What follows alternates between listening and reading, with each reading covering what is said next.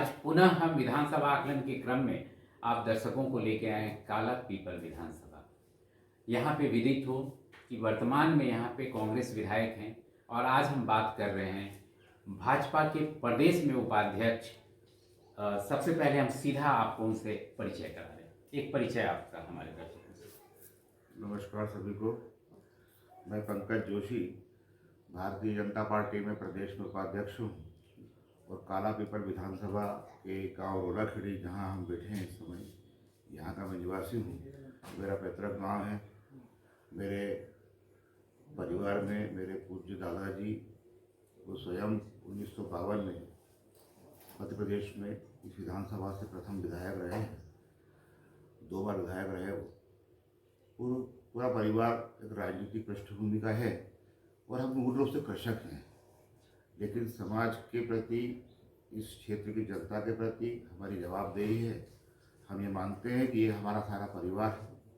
ये पूरा क्षेत्र जो निवास करता है यहाँ, ये सब कृषक है और एक मध्यम वर्गीय कृषक होने के कारण से इनकी सबकी ज़रूरतें, इनकी सबकी सेवाएं, ये सब हमारे इस परिवार के द्वारा जो भी कुछ सहयोग होता आ रहा है वो किया है।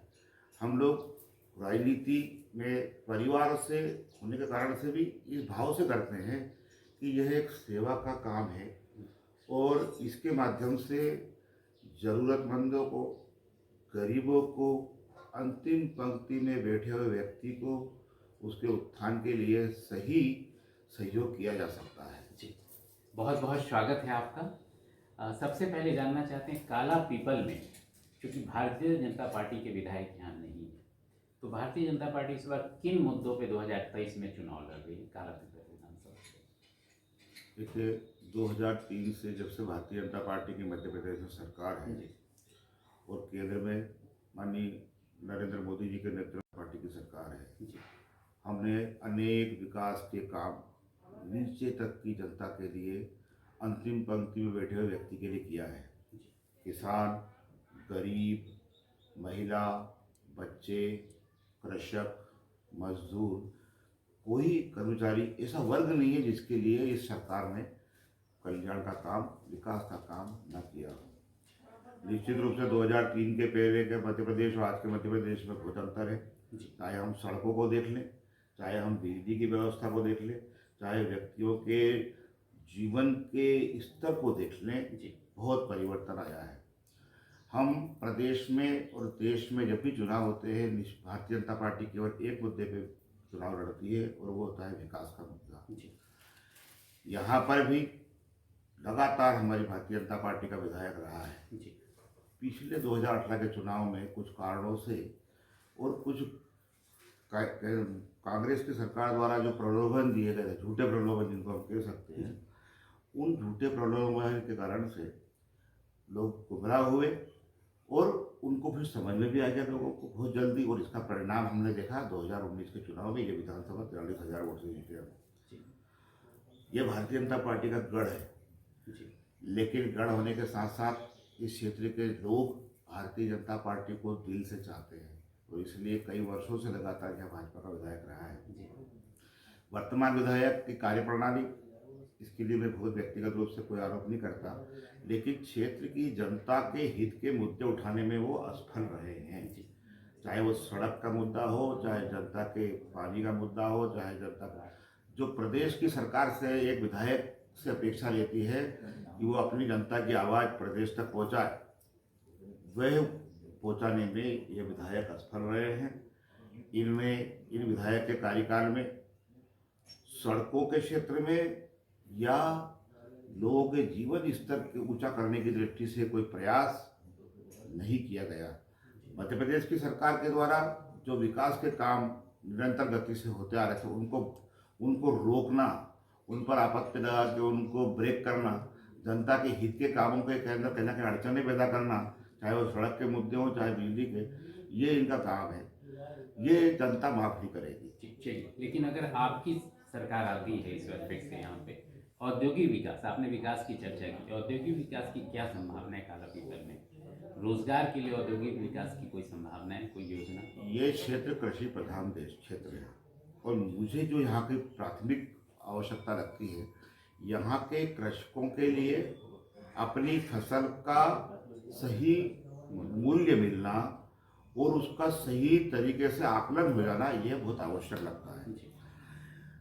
जो चीज़ें यहाँ पर अधिक मात्रा में पैदा होती है, उन चीज़ों के स्टॉक के लिए प्रदेश सरकार ने तो बहुत सारी व्यवस्था की है, लेकिन फिर भी मुझे लगता है कि बहुत कम है। चाहे वो कोल्ड स्टोर की बात है, यहाँ पे प्याज का उत्पादन बड़ी भारी मात्रा में होता है, लहसुन का उत्पादन बहुत अच्छी मात्रा में होता है, बहुत उन्नत तरीके से नए नए प्रकार की खेतियाँ करने लगे हैं। कृषि आधारित उद्योगों की यहाँ अत्यंत आवश्यकता है। ये कृषि प्रधान क्षेत्र है और यहाँ के युवाओं के लिए अगर कृषि आधारित उद्योग मिलते हैं तो यहाँ की फसलों का भी सही आकलन होगा, किसानों को भी सही मूल्य मिलेगा और युवाओं को रोजगार मिलेगा। इसके साथ साथ प्रदेश सरकार ने सिंचाई के क्षेत्र में अनुकरणीय पहल की है।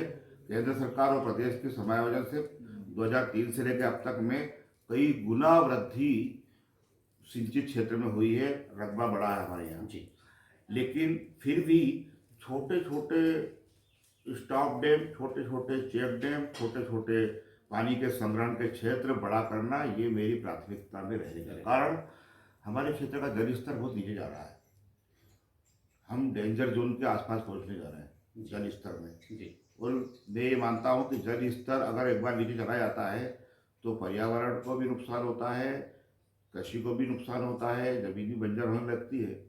और इसलिए यहाँ इस क्षेत्र में अगर कहेंगे तो कृषि आधारित उद्योगों के लिए जितना प्रयास किया जाना चाहिए, जल स्तर को बढ़ाने के लिए भी, ताकि क्षेत्र का विकास भी हो और जल स्तर बढ़े ताकि किसान समृद्ध हो। बहुत सारी ज़मीन अभी भी खाली रह जाती है दूसरी फसल में, तो उसको प्राथमिकता देंगे। साथ ही शिक्षा स्वास्थ्य का भी एक काफ़ी अच्छा स्तर में हुआ है। हमारे शिक्षा मंत्री इसी क्षेत्र से आते हैं, लगभग जिले के ही हैं जी। पर उसी तो सीएम राइज स्कूल की भी अच्छी 5-6 की संख्या में हमको 6 विद्यालय सीएम राइज मिले हैं, तो शिक्षा में गुणवत्ता आएगी। स्वास्थ्य के अंदर और आवश्यकता सुधार की है वो। चलिए, आप सुन रहे हैं श्री पंकज जोशी साहब को, जो प्रदेश में भाजपा प्रदेश में उपाध्यक्ष हैं और इस बार काला पीपल विधानसभा से मतदाता इनके नाम की चर्चा कर रहे हैं प्रबल दावेदारों में। इस बार आपके नाम की चर्चा मतदाता कर रहे हैं प्रबल दावेदार में भारतीय जनता पार्टी से। अगर आप सत्ता में आते हैं, प्रदेश पार्टी अगर आपको आदेश करती है, विधानसभा जाते हैं, तो विधानसभा में काला पीपल को लेके पहला प्रश्न सदन में आप क्या करेंगे? निश्चित रूप से मैंने आपसे अभी कहा कि इस विधानसभा क्षेत्र से युवाओं का पलायन हो ज़्यादा है जी। युवा शक्ति जो इस क्षेत्र के अंदर विकास के, उद्योग के और व्यवसाय के रास्ते ढूंढने के लिए बाहर जाती है, तो मैं ये प्रयास करूँगा कि यहाँ का युवा को कहीं ना जाना पड़े और यहाँ का युवा यही अपने परिवार के साथ रह करके और अपने स्वरोजगार को बढ़ावा देने के लिए प्रयास करूँगा, मेरी प्राथमिकता में रहेगा।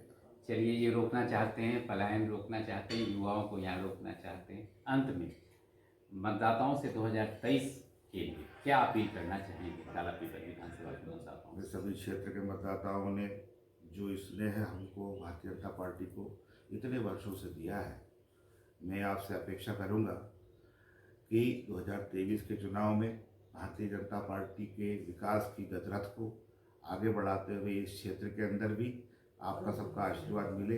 इस क्षेत्र से भारतीय जनता पार्टी का विधायक चुने, कमल का फूल चुन करके आए, ताकि विकास के जो काम नीचे तक जनता तक, अंतिम पंक्ति के व्यक्ति तक अभी और होना बाकी है, बहुत संभावना है अभी, उन सबको आप सबके सहयोग से हम पूरा करेंगे।